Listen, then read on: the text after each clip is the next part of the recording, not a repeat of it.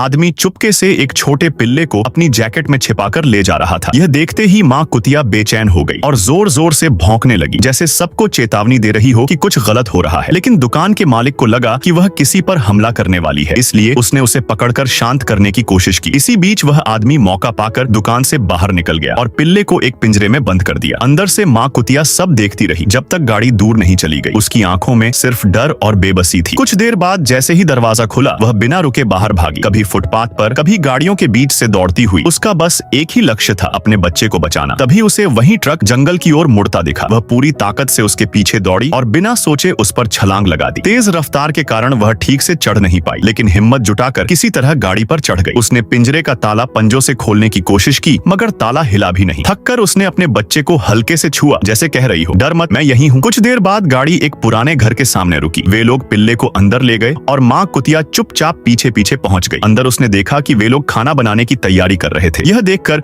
उसे तुरंत खतरे का एहसास हुआ। वह जोर जोर से भौंकने लगी, लेकिन वे हंसते हुए बोले, अच्छा हुआ तुम भी यहाँ आ गई। तभी उसकी नजर पास रखे चमकते हीरों पर पड़ी। बिना देर किए उसने सारे हीरे मुंह में उठा लिए। यह देखकर चोर घबरा गए और बोले कि वे पिल्ले को वापस कर देंगे, लेकिन उसे उनकी असली नीयत समझ आ गई थी। वह तुरंत हीरों के साथ भाग गई। चोर उसके पीछे दौड़े, मगर जल्द ही उसका पता खो बैठे। रात गुजरने के बाद जब वे सो गए, वह चुपचाप फिर लौट आई। धीरे धीरे अंदर जाकर उसने पिंजरे को खींचकर जंगल की ओर ले जाना शुरू किया। कई कोशिशों के बाद आखिरकार ताला खुल गया। पिल्ला बाहर आया और अपनी माँ से लिपट गया। इसके बाद दोनों बिना पीछे देखे हमेशा के लिए उस जगह से दूर चले गए।